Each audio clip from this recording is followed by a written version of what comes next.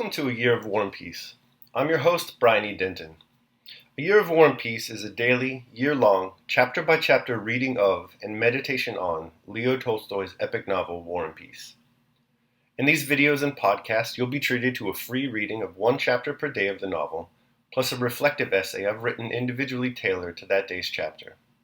These readings are offered for free, though if you'd like to support me, you can do so in one of three ways. First, you could purchase my ebook, A Year of War and Peace. It features the entire novel, plus all of my reflective essays, and it's only $2.99 on Amazon.com. You could also become a patron at patreon.com/Brian E. Denton. If you sign up there, you'll receive a sonnet once a month, plus a link to an ebook of my collected sonnets. Finally, if you like, you can make a one-time donation to my PayPal account. The email there is brianedenton@gmail.com. You can also use that email to contact me. I'd be happy to hear from you. Your support is greatly appreciated. Today's reading and reflection is on Chapter 215. Chapter 215. On returning from a second inspection of the lines, Napoleon remarked, "The chessmen are up. The game will begin tomorrow." Having ordered punch and summoned Debussy, he began to talk to him about Paris, and about some of the changes he meant to make in the Empress's household, surprising the prefect by his memory of minute details relating to the court. He showed an interest in trifles, joked about Debussy's love of travel, and chatted carelessly, as a famous self-confident surgeon who knows his job does when turning up his sleeves and putting on his apron while the patient is being strapped to the operating table. "The matter is in my hands, and is clear and definite in my head. When it comes time to set to work, I shall do it as no one else could. But now I can jest, and the more I jest, the calmer I am, and the more tranquil I am, and the more confident you ought to be, and the more amazed at my genius." Having finished his second glass of punch, Napoleon went to rest before the serious business which, he considered, awaited him next day. He was so much interested in that task that he was unable to sleep, and in spite of his cold, which had grown worse from the dampness of the evening, he went into the large division of the tent at 3 o'clock in the morning, loudly blowing his nose. He asked whether the Russians had not withdrawn, and was told that the enemy's fires were still in the same places. He nodded approval. The adjutant and attendants came into the tent. "Well, Rapp, do you think we shall do good business today?" Napoleon asked him. "Without a doubt, sire," replied Rapp. Napoleon looked at him. "Do you remember, sire, what you did me the honor of to say at Smolensk?" continued Rapp. "The wine is drawn and must be drunk." Napoleon frowned and sat silent for a long time, leaning his head on his hand.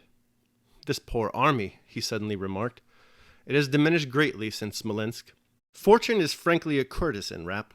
I have said so, and I am beginning to experience it. But the guards, Rapp, the guards are intact?" he remarked interrogatively. "Yes, sire," replied Rapp. Napoleon took a lozenge, put it in his mouth, and glanced at his watch. He was not sleepy, and it was still not nearly morning. It was impossible to give further orders for the sake of killing time, for the orders had all been given, and were now being executed. "Have the biscuits and rice been served out to the regiments of the guards?" asked Napoleon sternly. "Yes, sire." "And the rice too?" Rapp replied that he had given the emperor's order about the rice, but Napoleon shook his head in dissatisfaction, as if not believing that his order had been executed. An attendant came in with punch. Napoleon ordered another glass to be brought for Rapp, and silently sipped his own. "I have neither taste nor smell," he remarked. "COVID," sniffing at his glass. "This cold is tiresome. They talked about medicine. What is the good of medicine when it can't cure a cold? Kovacsar gave me these lozenges, but they don't help at all. What can doctors cure?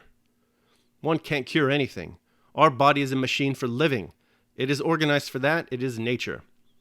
Let life go on in it unhindered, and let it defend itself. It will do more than if you paralyze it by encumbering it with remedies.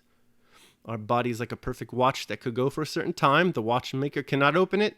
He can only adjust it by fumbling, and that blindfold. Yes, our body is just the machine for living. That is all." And having entered on the path of definition, of which he was fond, Napoleon suddenly and unexpectedly gave a new one. "Do you know, Rapp, what military art is?" asked he.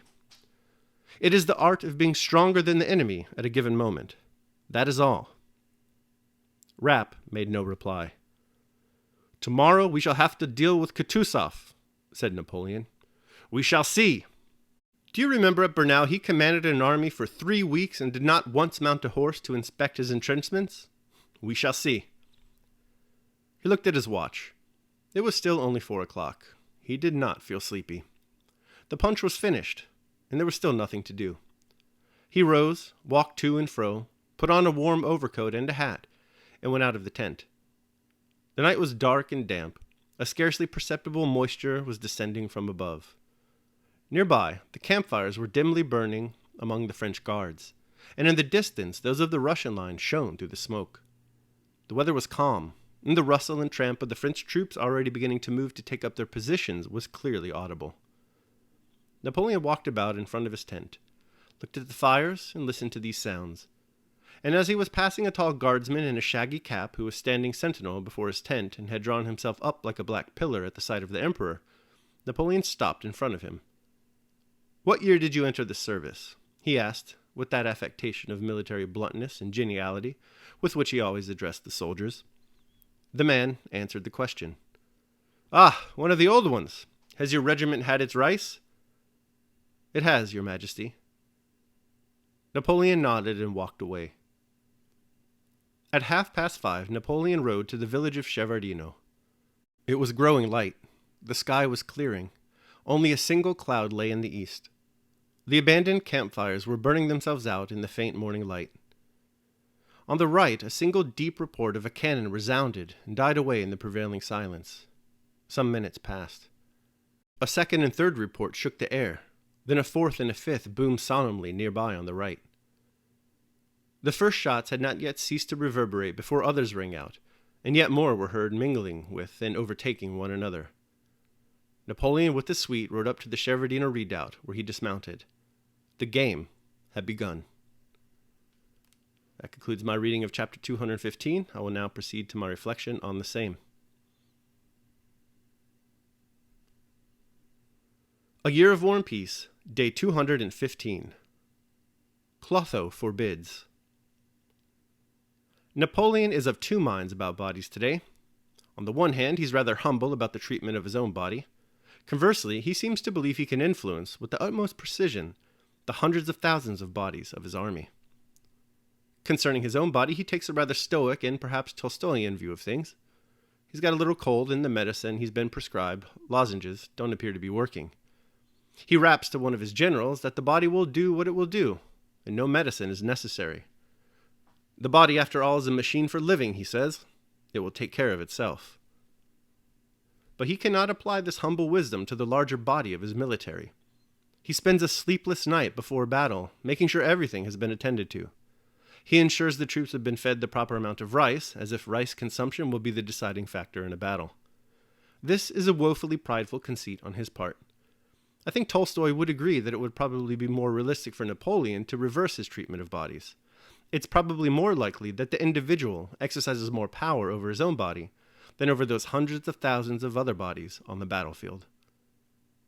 Daily Meditation. Hide away thy proud and inflated air. Whatever an inferior fears at thy hands, thy superior, acting as thy master, threatens thee. Every kingdom must yield to one or greater power, and the man thou seest proud and tyrannical at the early part of the day may be seen at night subdued and laid low. Let no man crow too much about his prosperity. Let no one give away too much in his adversity. Let him take things as they occur, thankfully. Clotho forbids by virtue of her calling anything to stand still. She is constantly rotating the fate of every mortal. No one has yet ever found the god so propitious that he can with certainty promise himself anything as for tomorrow. The God that rules all things, from his rapidly rotating wheel, rolls forth our destinies exactly as they are preordered. Seneca, Thyestes. All right, that concludes my reading of and reflection on chapter 215 of War and Peace. I hope you enjoyed it. Thanks so much for joining me. Remember that if you'd like to support me, you can do so either by purchasing the ebook, A Year of War and Peace, becoming a patron at patreon.com, or making a one-time donation at PayPal. The links to all that are down below in the show notes. Tomorrow, we will be reading and reflecting on chapter 216 of War and Peace. I hope you'll join me. Until then, take care of yourselves and others.